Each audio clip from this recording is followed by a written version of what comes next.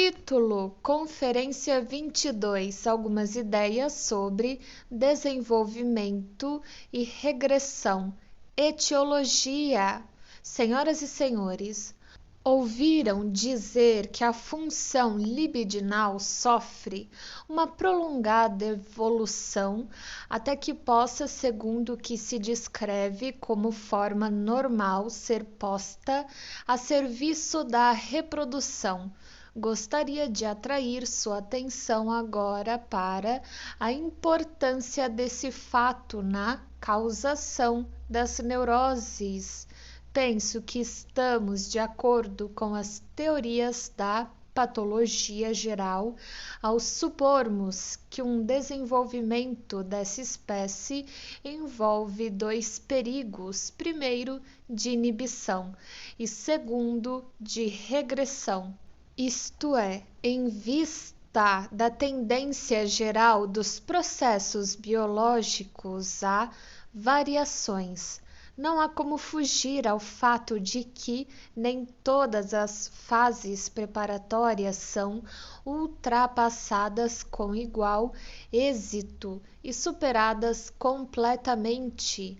Partes da função serão retidas permanentemente nesses estádios iniciais, e o quadro total do desenvolvimento será limitado por determinada quantidade de inibição de desenvolvimento.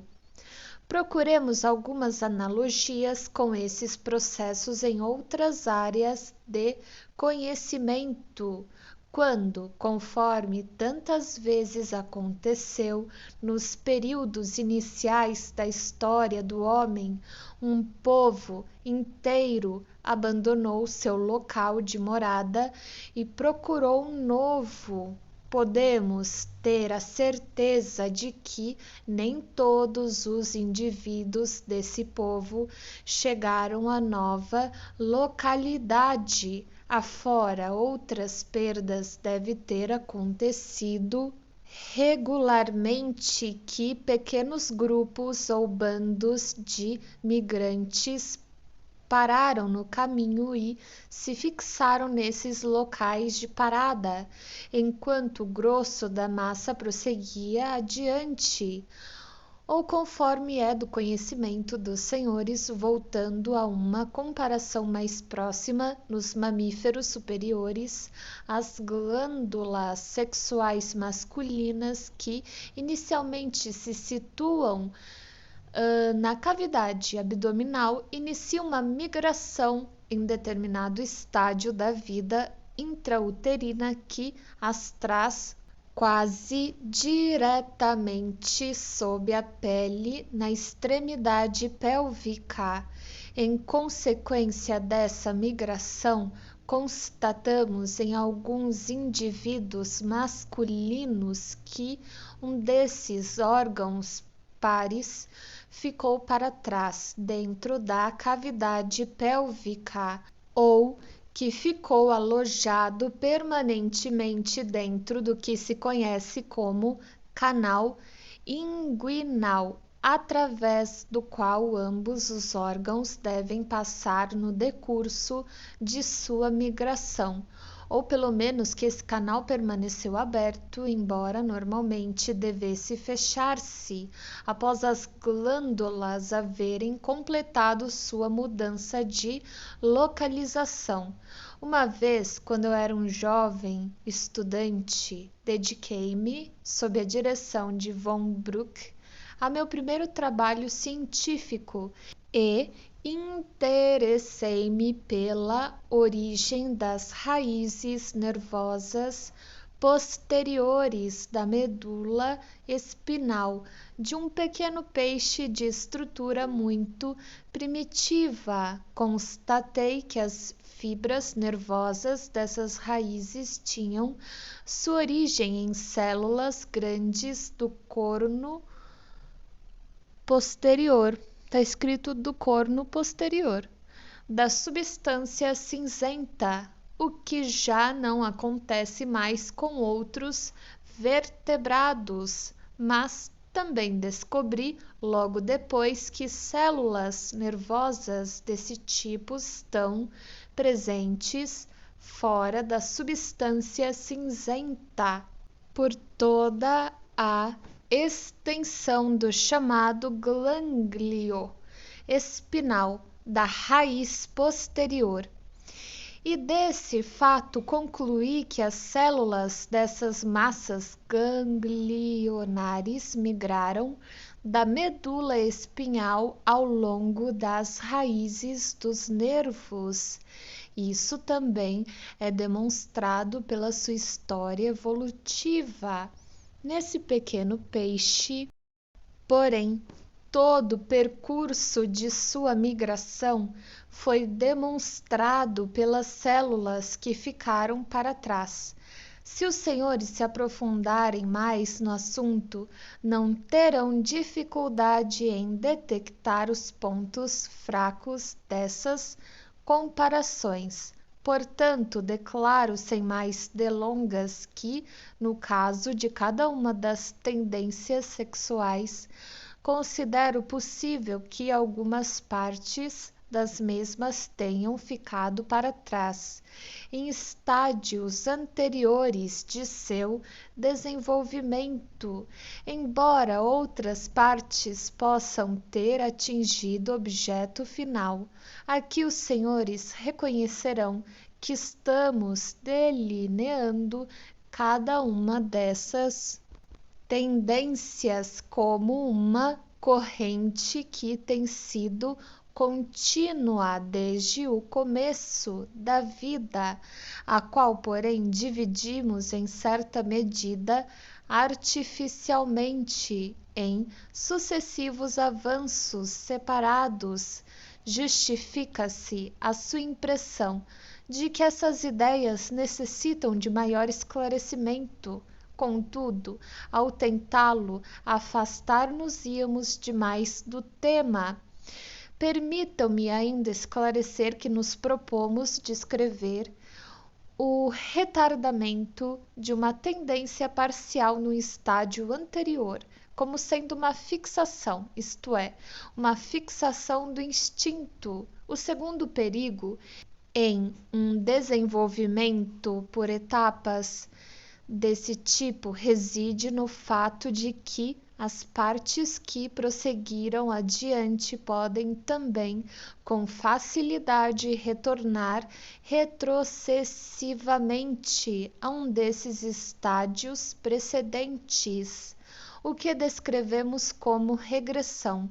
A tendência ver-se-á conduzida a uma regressão desse tipo, se o exercício de sua função, isto é, a obtenção do seu objetivo de satisfação, depara em sua forma posterior ou mais altamente desenvolvida com poderosos obstáculos externos, é plausível supor que a fixação e a regressão não sejam independentes uma da outra. Quanto mais intensas as fixações em seu rumo ao desenvolvimento, mais prontamente a função fugirá às dificuldades externas, regressando às fixações, portanto, mais incapazes de revelar a função desenvolvida de resistir aos obstáculos externos situados em seu caminho.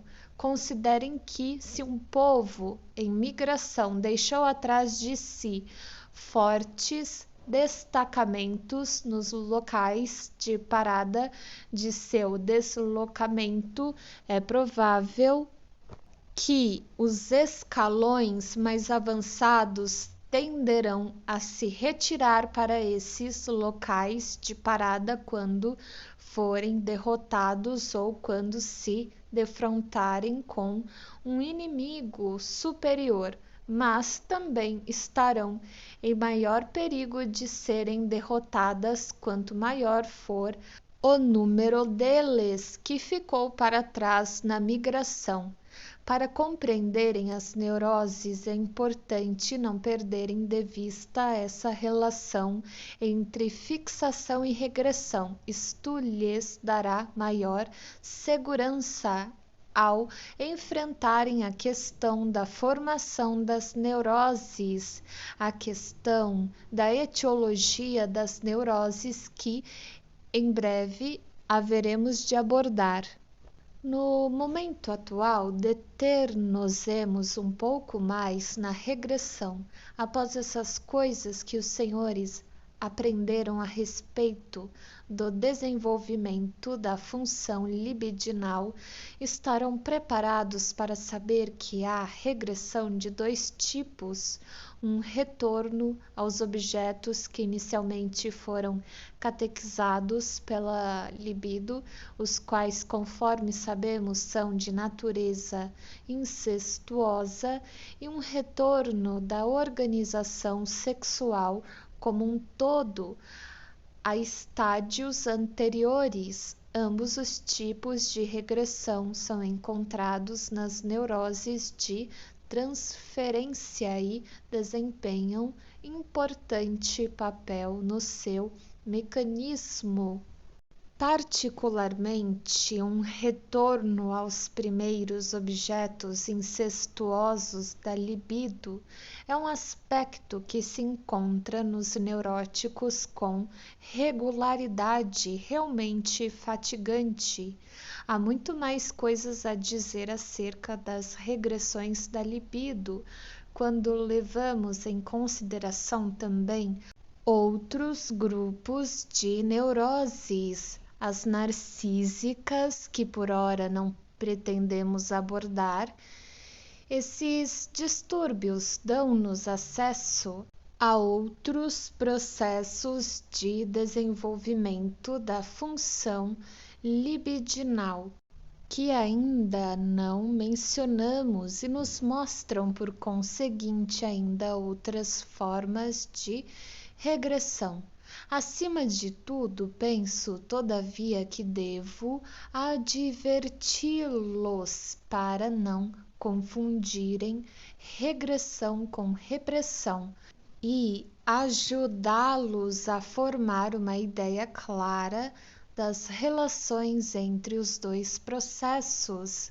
A repressão, como se recordam, é o processo pelo qual um ato admissível à consciência, portanto um ato que pertence ao sistema PCS, é tornado inconsciente, é repelido para dentro do sistema ICS, e igualmente falamos em regressão se o ato mental inconsciente é de todo impedido de ter acesso ao vizinho sistema pré-consciente e é repelido no limiar pela censura. Assim, o conceito de repressão não implica nenhuma relação com a sexualidade. Devo pedir-lhes que tomem especial nota disto.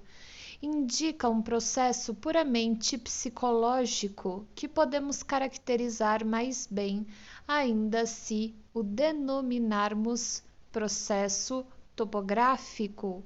Com isso, queremos dizer que a repressão diz respeito às regiões psíquicas que supomos existirem, ou, se abandonarmos essa desajeitada hipótese de trabalho, a construção do aparelho mental a partir dos diferentes sistemas psíquicos.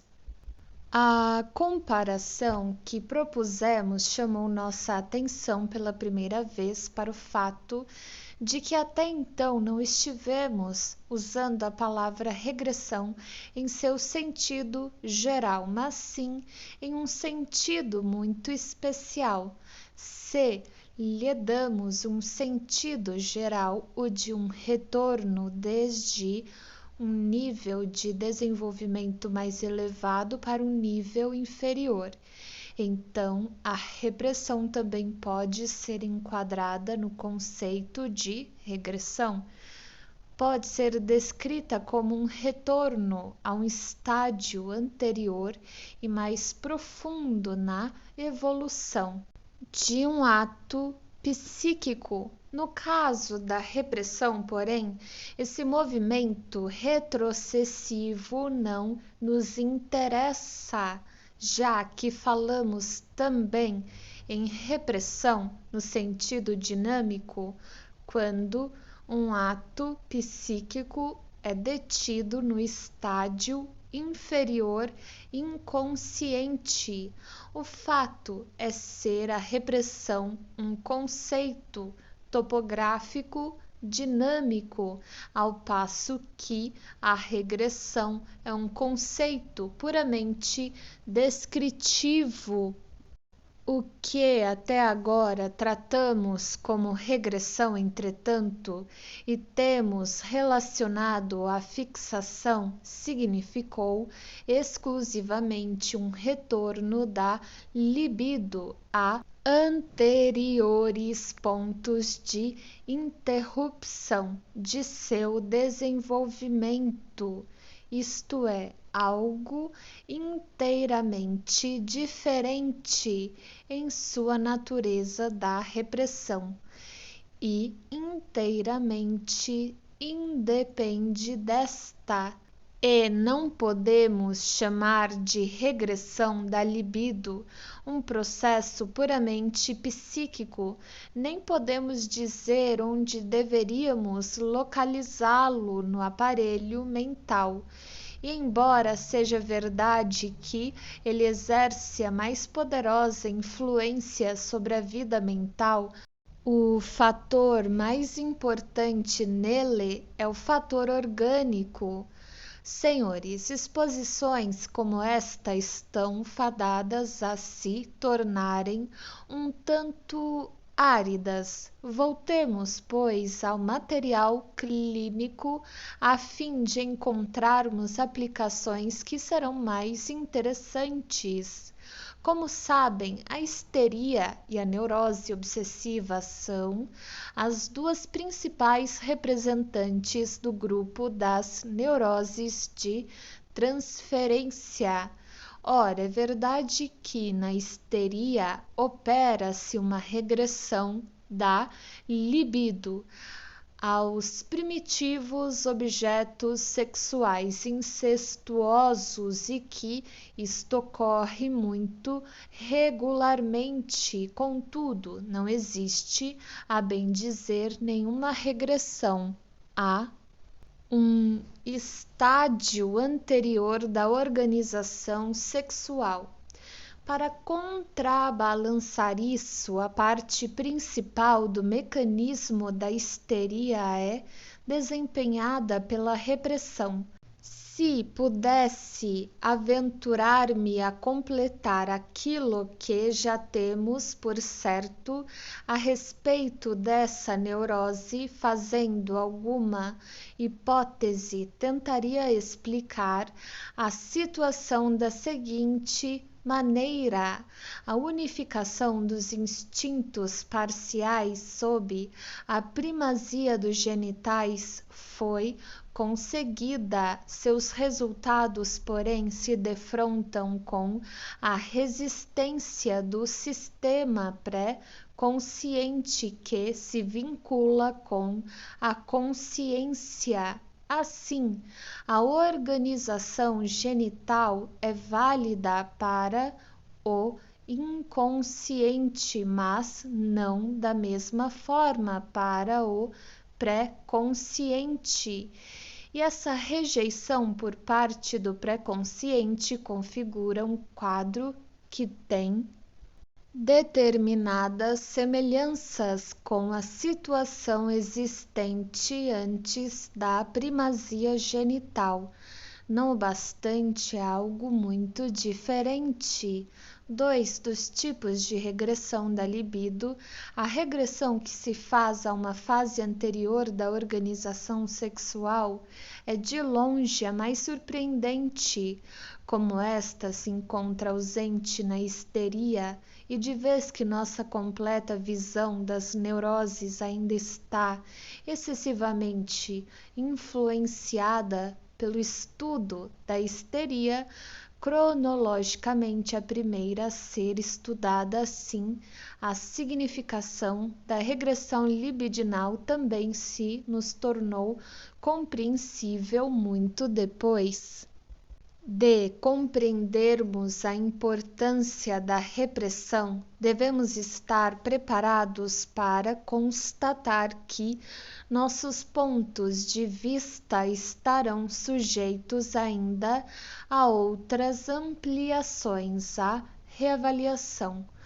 Quando pudermos levar em consideração não apenas a histeria e a neurose obsessiva, como também as outras neuroses, as neuroses narcísicas. Na neurose obsessiva, pelo contrário, é a própria regressão da libido ao estádio preliminar da organização sádico-anal o fato mais marcante e o fato decisivo para aquilo que se manifesta nos sintomas. A impulsão de amor, quando isso aconteceu, é obrigada a disfarçar-se em impulsão sádica. A ideia obsessiva, eu gostaria de te matar, quando despojada de determinados acréscimos não casuais, contudo, indispensáveis, não significa no fundo outra coisa senão eu gostaria de me deleitar com amor. Se ademais considerarem que houve simultaneamente uma regressão referente ao objeto, de modo que essas impulsões se apliquem apenas àqueles objetivos mais chegados e mais caros ao paciente, os senhores poderão formar uma ideia do horror que essas obsessões causam no paciente e, ao mesmo tempo, da aparência estranha que elas conferem a essa percepção consciente. Também a repressão desempenha, porém, importante papel no mecanismo dessas neuroses, embora isto, numa introdução sumária como a nossa, não possa ser demonstrado com facilidade. Uma regressão da libido sem repressão jamais produziria uma neurose, mas levaria a uma perversão. Assim, os senhores podem ver que a repressão é o processo mais característico das neuroses e é de todos os mecanismos o mais característico. Talvez mais adiante venha a ter a oportunidade de dizer-lhes o que sabemos a respeito do mecanismo das perversões e verão que também, no caso destas, as coisas não são tão simples como nós preferíamos imaginar. Senhores, penso que a melhor maneira de chegarem a um acordo com tudo isso que acabaram de ouvir acerca de fixação e regressão da libido é considerarem-no como preparação para a pesquisa da etiologia das neuroses. Até agora, forneci-lhes apenas uma parcela de informação a respeito desse assunto, ou seja, que as pessoas adoecem de neurose quando impedidas da possibilidade de satisfazer sua libido, que adoecem devido à frustração, conforme costumo dizer, e que seus sintomas são justamente um substituto para sua satisfação frustrada. Naturalmente, supõe-se que isso não queira dizer que toda frustração da satisfação libidinal torne neurótica a pessoa atingida dessa forma, e sim, simplesmente que o fator frustração possa ser constatado em qualquer caso de neurose que for examinado. Assim, conforme diriam os lógicos, a proposição não é convertível. E também não há dúvida de que os senhores compreendem que essa afirmação não pretende revelar todo o segredo da etiologia das neuroses, mas apenas ressaltar um fator importante e indispensável. Prosseguindo a discussão dessa tese, deveríamos considerar a natureza da frustração ou a característica peculiar daquelas pessoas afetadas pela frustração. Afinal, é extremamente raro dar-se o caso de a frustração ser universal e absoluta. A fim de atuar patogenicamente, ela deve, sem dúvida, afetar o modo de satisfação que é o único desejado pela pessoa, o único de que a pessoa é capaz. Em geral, há muitíssimas maneiras de suportar a privação de satisfação libidinal sem adoecer em consequência da privação. Em primeiro lugar, conhecemos pessoas capazes de suportar uma privação dessa espécie sem serem lesadas.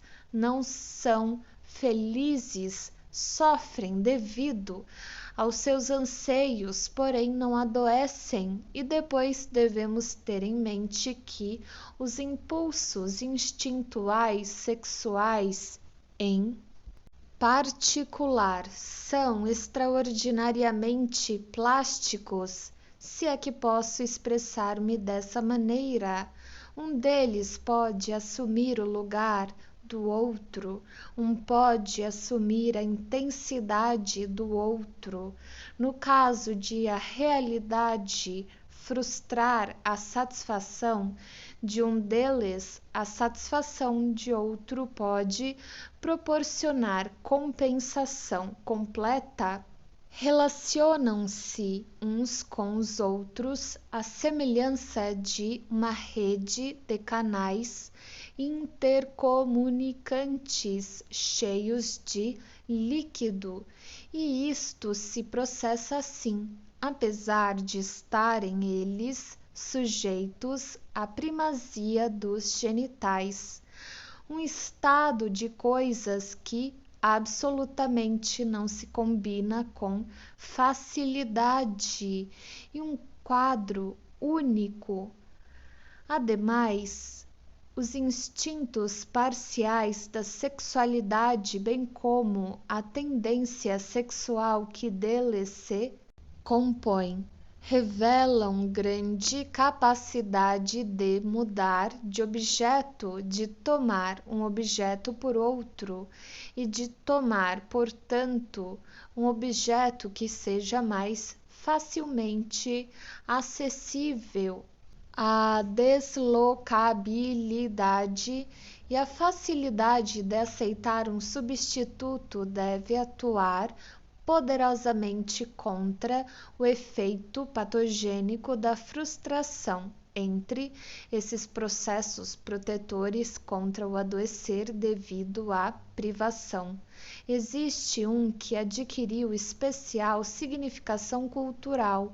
Consiste no fato de a inclinação sexual abandonar seu fim de obter um prazer parcial ou reprodutivo e de adotar um outro que genericamente se relaciona àquele que foi abandonado, mas que por si mesmo já não possui mais um caráter sexual, devendo ser descrito como social. A esse processo chamamos sublimação.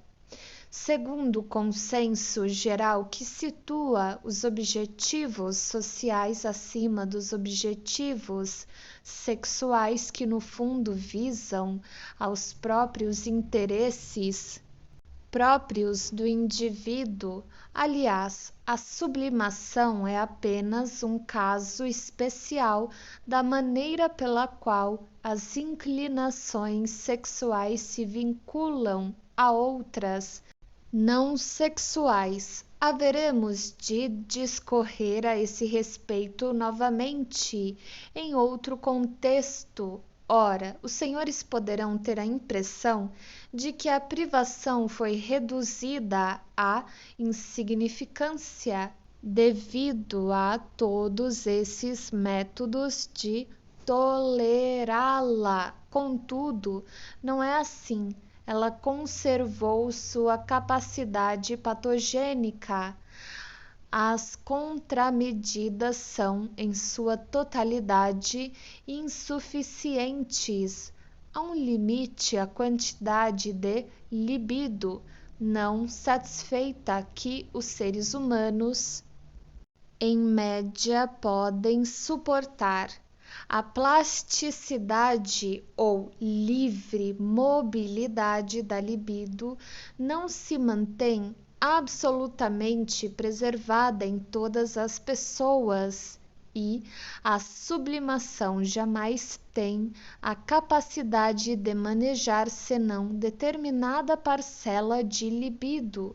Acresce-se o fato de que muitas pessoas são dotadas apenas de uma escassa capacidade de sublimar.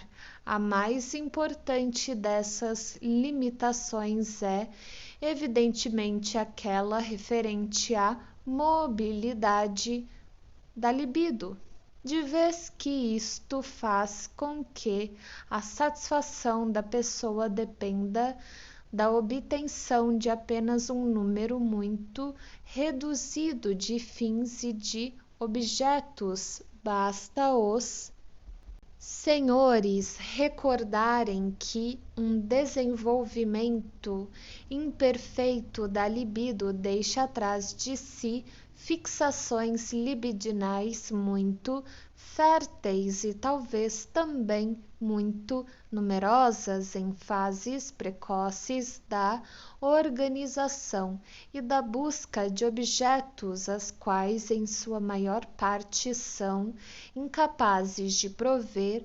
satisfação real. E com isso os senhores poderão reconhecer na fixação libidinal o segundo poderoso fator que, juntamente com a frustração, é causa de doença. Podem afirmar numa abreviação esquemática que a fixação libidinal representa o fator interno predisponente da etiologia das neuroses, ao passo que a frustração representa o fator externo acidental.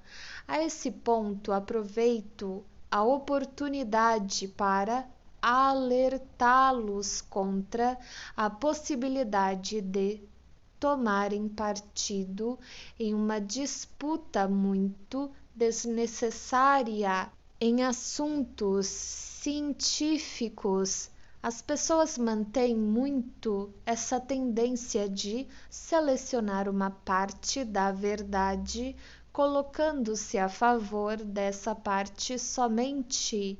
Foi justamente dessa forma que diversas correntes de opinião já se cindiram do movimento psicanalítico, algumas delas reconhecendo os instintos egoísticos e negando os sexuais, e outras atribuindo importância à influência das incumbências reais da vida e desprezando o passado do indivíduo, e outras mais. Ora, aqui encontramos mais uma ocasião para assinalar um contraste e iniciar uma controvérsia. São as neuroses doenças exógenas ou endógenas? São elas o resultado inevitável de determinada constituição ou são produtos de determinadas experiências da vida prejudiciais, traumáticas? Mas particularmente são elas causadas pela fixação da libido e pelos outros aspectos da constituição sexual ou pela pressão da frustração? Parece-me que esse dilema em sua totalidade não se reveste de sensatez maior do que um outro dilema que eu poderia apresentar-lhes. Um bebê surge por ter sido gerado por seu pai ou por ter sido concebido por sua mãe. Ambos os fatores são igualmente indispensáveis, conforme certamente responderão os senhores. No que tange à causação das neuroses, a relação, se não precisamente a mesma, pelo menos é muito similar. Quanto à sua causação, os casos de doença neurótica enquadram-se numa série dentro da qual os dois fatores, constituição sexual e experiência, ou se preferirem, fixação da libido e frustração, estão representados de tal modo que, quando um dos fatores é mais forte, o outro o é menos. Em um dos limites da série estão os casos extremos dos quais os senhores poderiam dizer convictamente: essas pessoas, em consequência do singular desenvolvimento de sua libido, teriam adoecido de qualquer maneira, quaisquer que tivessem sido suas experiências, e por mais que suas vidas tivessem sido protegidas. No outro limite da série estão os casos que, pelo contrário, os senhores deveriam supor tivessem certamente escapado de adoecer, se suas vidas não os tivessem conduzido a esta ou aquela situação. Nos casos intermediários da série, um maior ou menor grau de predisposição na constituição sexual se combina com um grau menor ou maior de experiências nocivas na vida das pessoas. Sua constituição sexual não as teria levado à neurose se não tivessem tido essa experiência, e essas experiências não teriam tido um efeito traumático sobre tais pessoas se sua libido tivesse sido disposta de outra forma.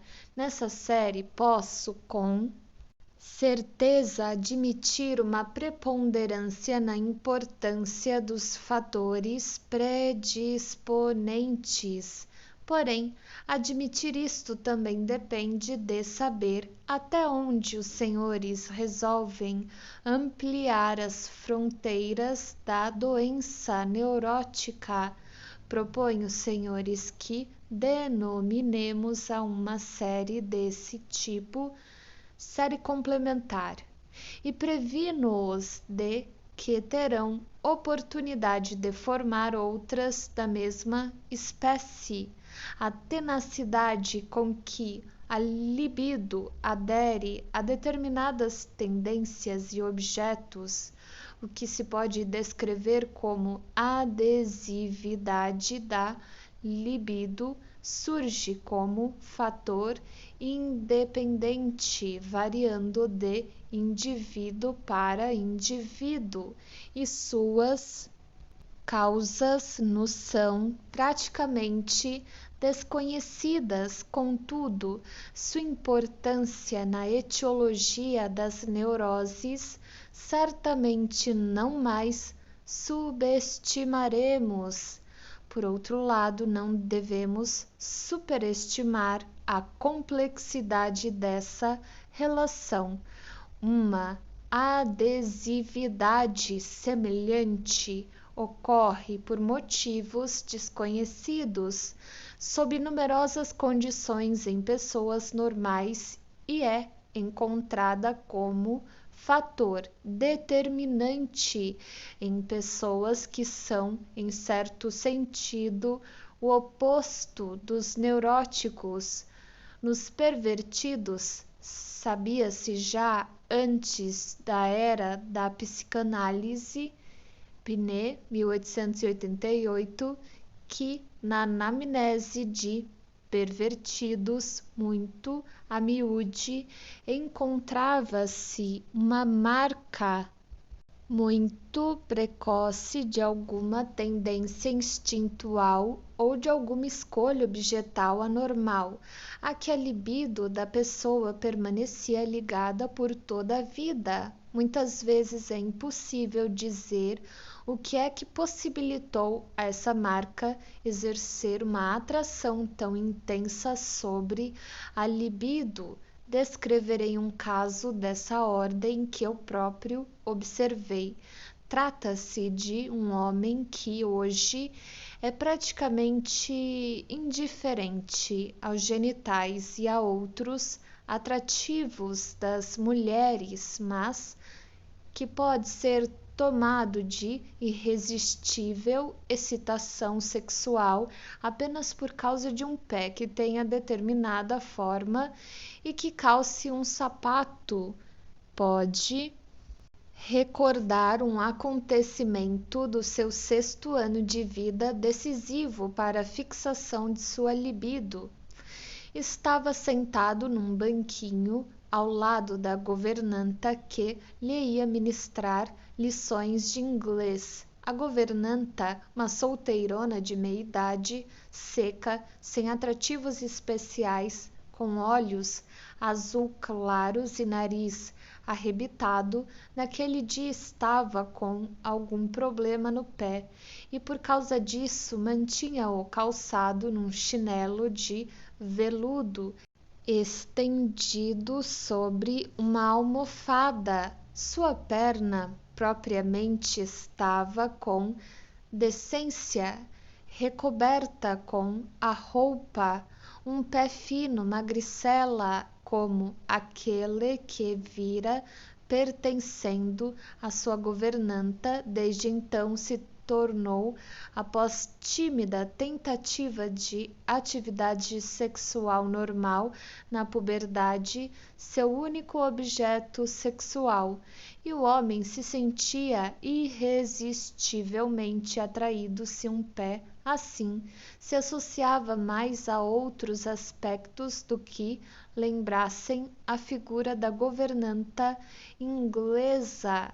Essa fixação de sua libido, porém, fazia dele não um neurótico, mas um pervertido, o que denominamos fetichista do pé. Portanto, os senhores constatam que, embora uma fixação excessiva e, acima de tudo, prematura da libido seja indispensável para a causação das neuroses, a área de seus efeitos se estende muito além do campo das neuroses.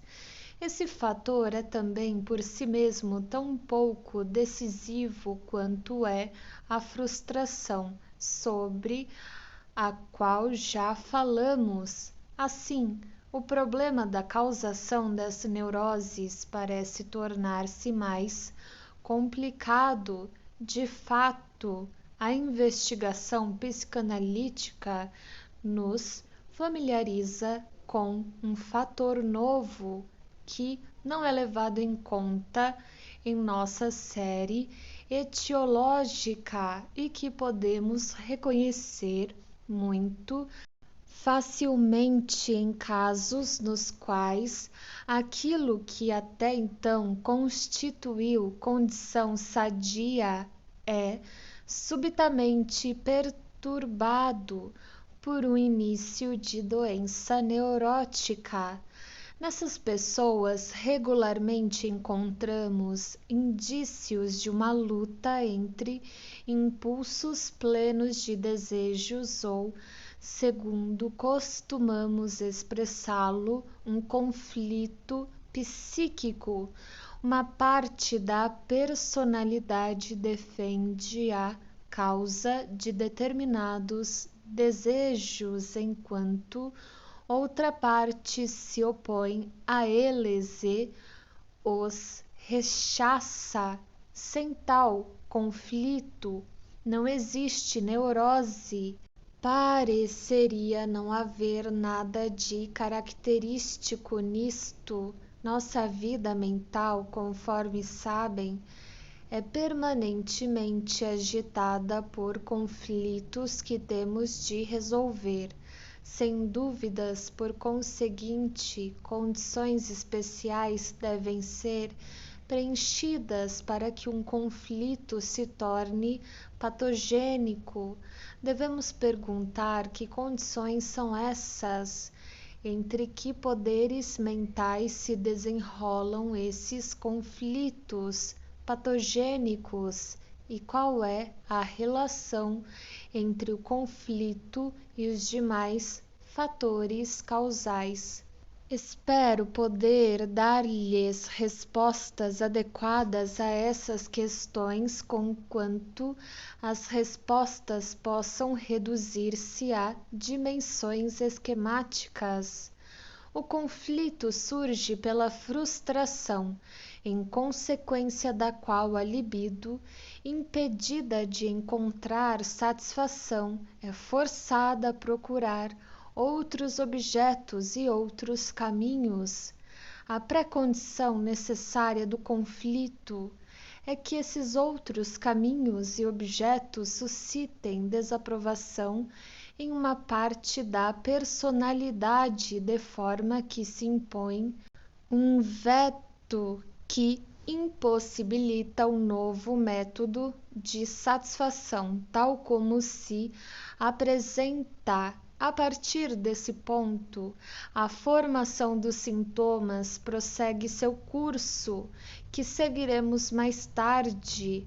As tendências libidinais rechaçadas conseguem, não obstante, abrir caminho por algumas vias indiretas, embora verdadeiramente não sem levar em conta a objeção, submetendo-se a algumas deformações e atenuações. As vias indiretas são aquelas que toma a formação dos sintomas. Estes constituem a satisfação nova ou substituta que se tornou necessária devido ao fato de frustração. O significado do conflito psíquico pode ser adequadamente expresso de outro modo, dizendo-se que, para uma frustração externa tornar-se patogênica, é preciso acrescentar-lhe uma frustração interna. Nesse caso, naturalmente, as frustrações externa e interna referem-se a diferentes vias e objetos. A frustração externa remove uma possibilidade de satisfação e a frustração interna procura excluir uma outra possibilidade e, em torno disto, irrompe então o conflito. Prefiro essa forma de representar o assunto porque possui um Conteúdo secreto aponta para a probabilidade de os impedimentos internos terem surgido de obstáculos externos reais durante os períodos pré-históricos da evolução do homem. Mas quais são as forças das quais surge a objeção à tendência libidinal? Qual é a outra parte do conflito patogênico? Essas forças, genericamente falando, são as forças instintuais não sexuais. Classificamo-las conjuntamente como instintos do ego. A psicanálise das neuroses de transferência não nos dá um acesso fácil a um exame detalhado das mesmas, quando muito chegamos a conhecê-las em certa medida através das resistências que se opõem à análise. O conflito patogênico é, pois, um conflito entre os instintos do ego e os instintos sexuais. Em muitos casos, parece haver como que um conflito também entre diferentes tendências puramente sexuais. Em essência, isto, porém, é a mesma coisa, pois das duas tendências sexuais em conflito, uma sempre é, poderíamos dizer assim, egocintônica, ao passo que a outra provoca a defesa do ego. Portanto, ainda continua sendo um conflito entre o ego e a sexualidade. Senhores, sempre que a psicanálise tem afirmado que algum evento mental é produto dos instintos sexuais, tem-se-lhe argumentado indignadamente a modo de defesa que os seres humanos não se resumem apenas em sexualidade, que existem na vida mental instintos e interesses outros além dos sexuais, que não se deve derivar tudo da sexualidade e assim por diante. Pois bem, é muito gratificante, vez por outra, verificar que estamos de acordo com nossos opositores. A psicanálise jamais se esqueceu de que há também forças instintuais que não sexuais. Ela se baseou numa nítida distinção entre os instintos sexuais e os instintos do ego, e apesar de todas as objeções, sustentou não que as neuroses derivavam da sexualidade, mas sim que sua origem se deve a um conflito entre o ego e a sexualidade, e possui qualquer motivo concebível para contestar a existência ou a importância dos instintos do ego, enquanto rastreia a parte executada pelos instintos sexuais na doença e na vida corrente. Simplesmente a psicanálise teve o destino de começar por interessar-se pelos instintos sexuais, de vez que as neuroses de transferência os tornaram os de mais fácil acesso ao exame, e porque é a psicanálise que coube a tarefa de estudar aquilo de que outras pessoas haviam descurado. E não se trata de a psicanálise não haver prestado atenção alguma à parte não sexual da personalidade. É precisamente a distinção entre ego e sexualidade que nos possibilitou reconhecer com especial clareza que os instintos do ego passam por um importante processo de evolução, uma evolução que não é nem completamente independente da libido, nem desprovida de um efeito secundário sobre a mesma. Contudo, estamos muito menos familiarizados com o desenvolvimento do ego do que com a evolução da libido, de vez que apenas o estudo das neuroses narcísicas é que promete dar-nos uma compreensão interna, insight da estrutura do ego. Entretanto, já temos diante de não uma notável tentativa empreendida por Ferenczi de estabelecer uma formulação teórica dos estádios de desenvolvimento. Não acreditamos que o interesse libidinal de uma pessoa esteja, desde o início, em oposição a seus interesses de autopreservação. Pelo contrário, o ego esforça-se em cada estádio por permanecer em harmonia com sua organização sexual, tal como esta se apresenta na época, e por ajustar-se a ela.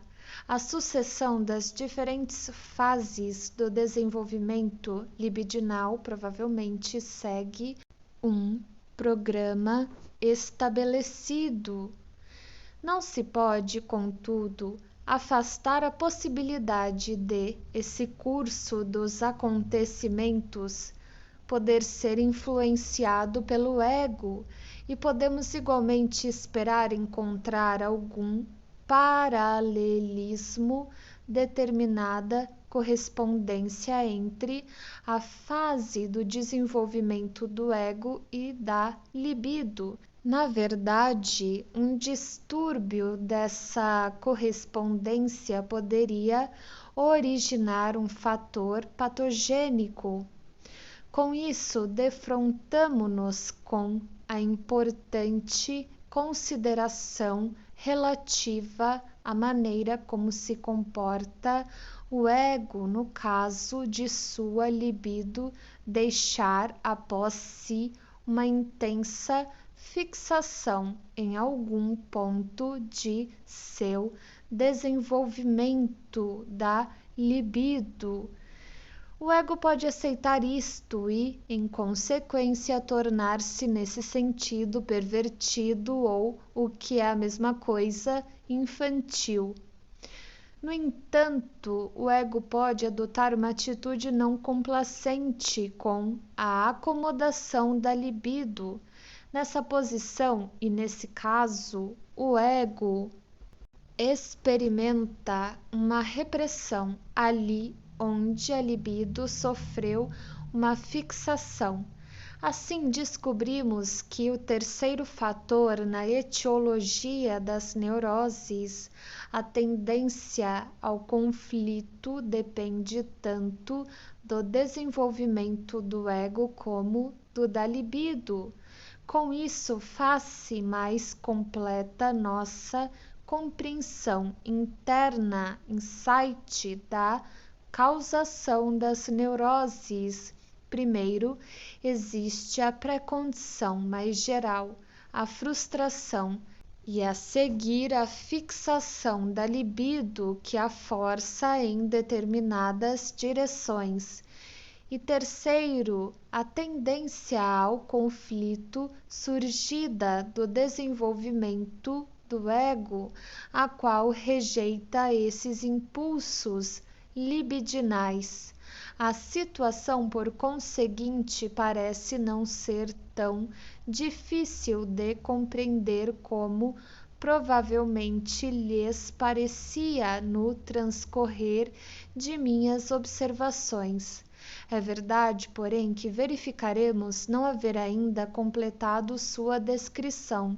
Existe algo novo a acrescentar e algo já conhecido a ser mais detidamente examinado, a fim de demonstrar-lhes a influência que o desenvolvimento do ego exerce sobre a formação dos conflitos e sobre a causação das neuroses. Gostaria de apresentar-lhes um exemplo que, verdade seja dita, é uma completa invenção, mas que não está de modo algum isento de probabilidade.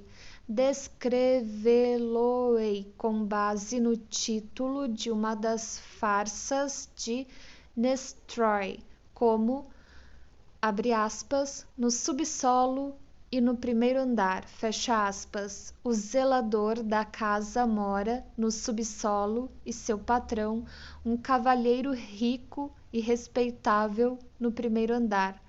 Ambos têm filhos. Podemos supor que a filhinha do proprietário pode brincar sem qualquer supervisão com a menina proletária. Muito facilmente poderia acontecer então que as brincadeiras das crianças assumissem um caráter arteiro, digamos, sexual, e que brincassem de papai e mamãe, se olhassem uma a outra no que tem de mais íntimo e uma excitasse os genitais da outra. A filha do zelador, embora apenas com 5 ou 6 anos de idade, teria tido oportunidade de observar um bocado de coisas a respeito da sexualidade adulta, e nisso tudo ela bem que poderia desempenhar o papel da sedutora.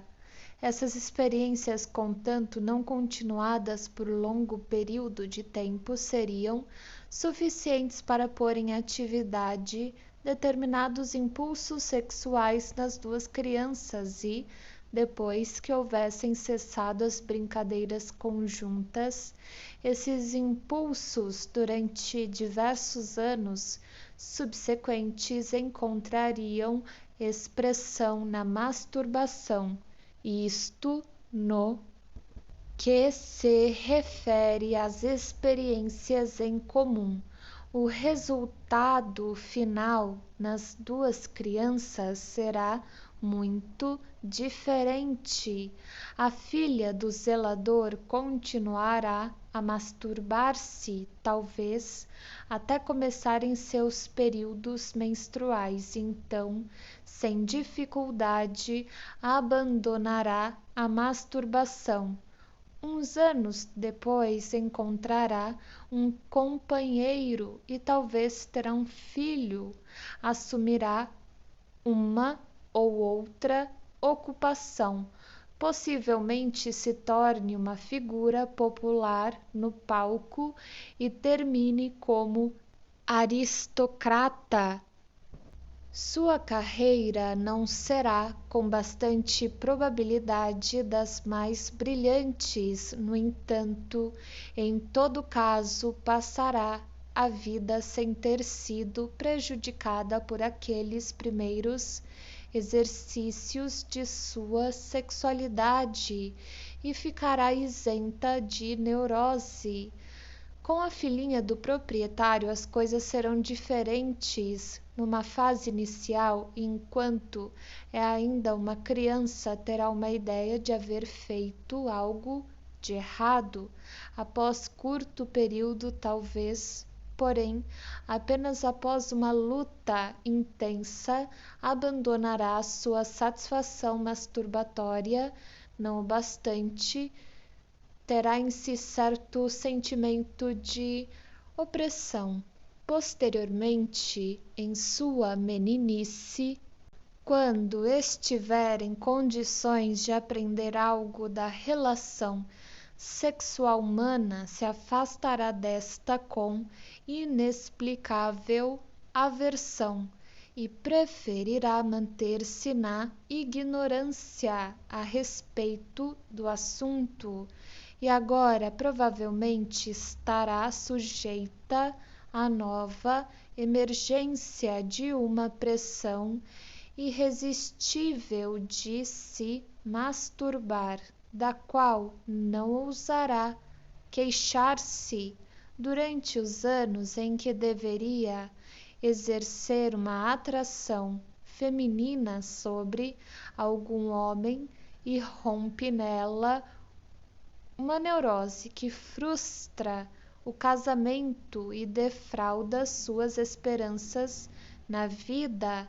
Se após isso uma análise conseguir obter uma compreensão interna, insight de sua neurose, se constatará que a moça bem-educada, inteligente, que aspirava a coisas elevadas, reprimiu completamente seus impulsos sexuais, mas que estes, inconscientes para ela, ainda estão vinculados às experiências insignificantes tidas com sua amiga da infância.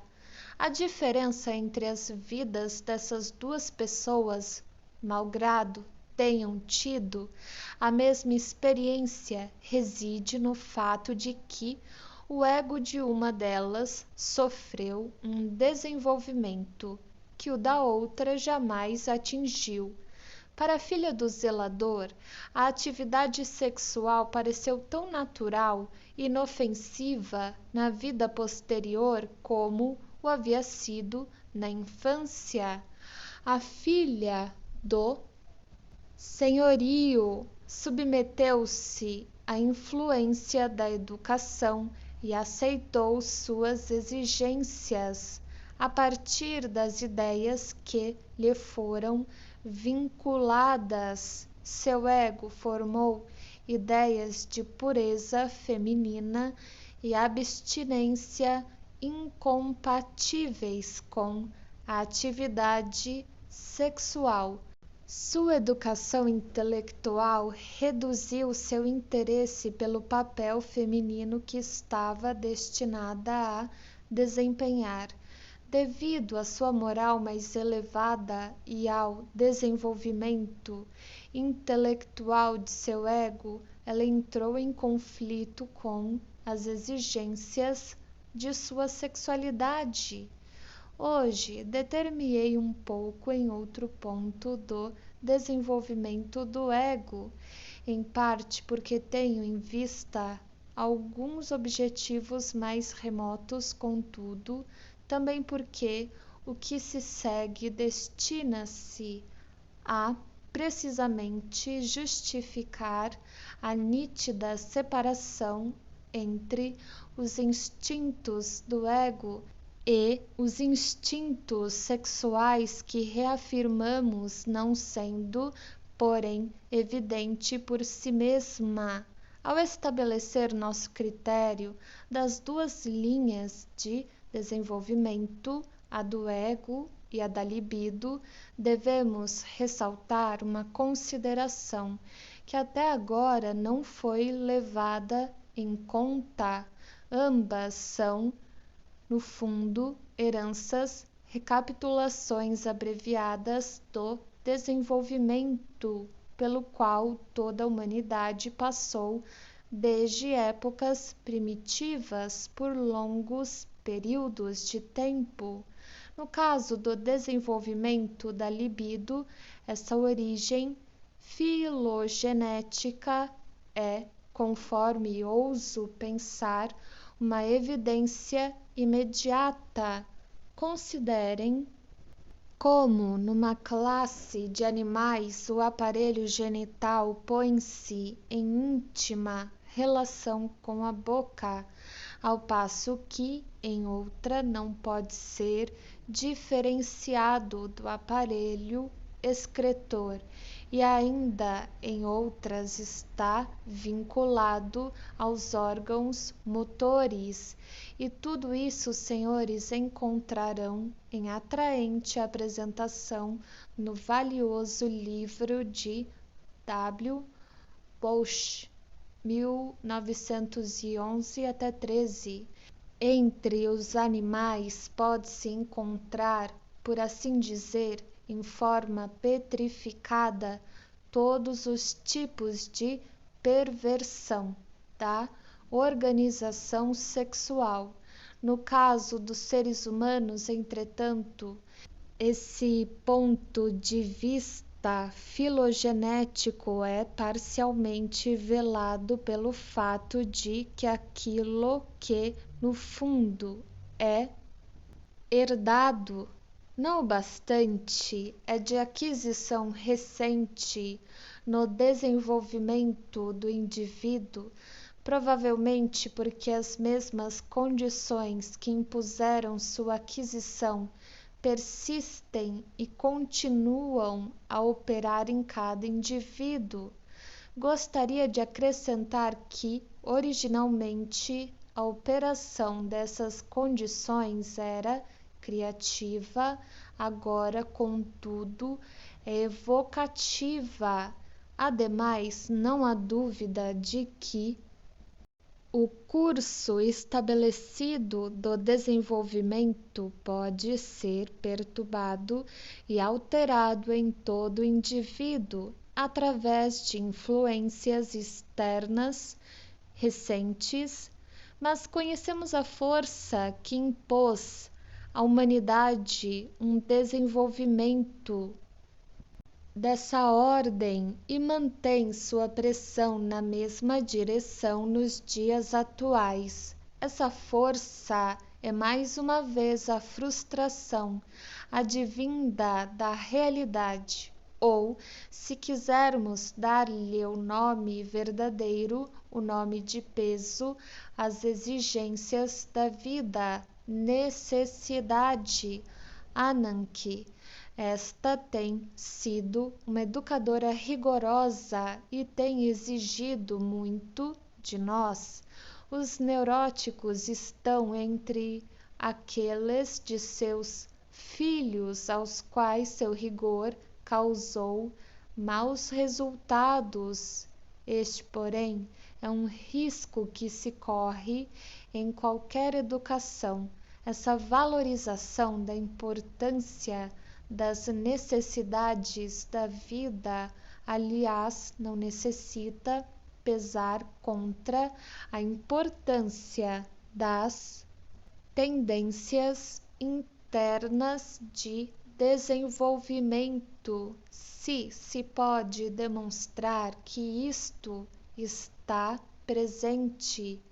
Ora, é digno de nota o fato de que os instintos sexuais e os instintos de autopreservação não se comportam da mesma maneira para com a necessidade real. Os instintos de autopreservação e tudo o que com eles se relaciona são muito mais fáceis de educar. Cedo aprendem a adaptar-se à necessidade e a moldar seus desenvolvimentos de acordo com as instruções da realidade. Isto se compreende, pois eles não poderiam obter os objetos de que necessitam se agissem de alguma outra maneira, e sem esses objetos o indivíduo inevitavelmente pereceria. Os instintos sexuais são mais difíceis de educar, de vez que, no início, não precisam de objeto, como estão ligados à semelhança de parasitas, por assim dizer, às outras funções corporais e conseguem sua satisfação autoeroticamente no próprio corpo da pessoa, eles estão de início retirados da influência educadora da necessidade real e conservam essa característica de serem rebeldes e inacessíveis à influência. Isto descrevemos como sendo irracional. Na maioria das pessoas, em certo sentido, por toda a vida. Ademais, via de regra, a educabilidade de pessoas jovens chega ao fim quando suas necessidades sexuais surgem em toda a sua plenitude. Os educadores sabem disso e agem de acordo, mas as descobertas da psicanálise talvez possam induzi-los a deslocar o impacto principal da educação para os anos da meninice, partindo da infância propriamente dita. A pequena criatura frequentemente já está completa ao redor do quarto ou quinto ano de vida e depois disso simplesmente revela o que já está dentro de si, a fim de avaliar a plena significação da diferença que assinalei entre os dois grupos de instintos. Devemos retroceder por um longo caminho e introduzir uma dessas dimensões que merece ser descrita como econômica. Isto nos leva a uma das mais importantes, mas infelizmente também uma das mais obscuras regiões da psicanálise. Podemos nos perguntar se, no funcionamento de nosso aparelho mental, pode ser evidenciado um propósito principal, e podemos responder como proposição inicial que esse propósito se orienta pela obtenção de prazer. É como se a totalidade de nossa vida mental fosse dirigida para obter o prazer e evitar o desprazer, que é automaticamente regulada pelo princípio de prazer. Gostaríamos de saber, dentre todas as coisas, o que é que determina a geração do prazer e do desprazer. Isto, contudo, ignoramos. Podemos apenas arriscar-nos a dizer o seguinte, que o prazer está de alguma forma relacionado com a diminuição, redução ou extinção das cargas de estímulos reinantes no aparelho mental e que, de maneira semelhante, o desprazer está em conexão com o aumento dessas cargas. Um exame do prazer mais intenso, acessível aos seres humanos, o prazer de efetuar o ato sexual deixa pouca dúvida quanto a esse ponto, de vez que em tais processos relativos ao prazer, a questão é saber o que acontece com as quantidades de excitação ou energia mental. Damos a essa nova dimensão o nome de econômica. Notar-se-á que podemos descrever as atribuições e realizações do aparelho mental de outra forma mais geral do que simplesmente enfatizando a objeção de prazer. Podemos dizer que o aparelho mental serve ao propósito de dominar e eliminar as cargas de estímulo e as somas de excitação que incidem sobre ele, provenientes de fora e de dentro. É imediatamente óbvio que os instintos sexuais, do começo ao fim de seu desenvolvimento, atuam com vistas à obtenção de prazer. Eles mantêm inalterada sua função original. Os outros instintos, os instintos do ego, têm inicialmente o mesmo objetivo, sob a influência da instrutora necessidade, porém logo aprendem a substituir a princípio de prazer por uma modificação do mesmo. Para eles, a tarefa de evitar desprazer vem a ser tão importante como a de obter prazer. O ego descobre que lhe é inevitável renunciar à satisfação imediata, adiar a obtenção de prazer, suportar um pequeno desprazer e abandonar inteiramente determinadas fontes de prazer. Um ego educado dessa maneira tornou-se racional, não se deixa mais governar pelo princípio de prazer, mas obedece ao princípio de realidade, que, no fundo, também busca obter prazer, mas prazer que se assegura levando em conta a realidade, ainda que seja um prazer adiado ou diminuído. A transição do princípio de prazer para o princípio de realidade é um dos mais importantes passos na direção do desenvolvimento do ego.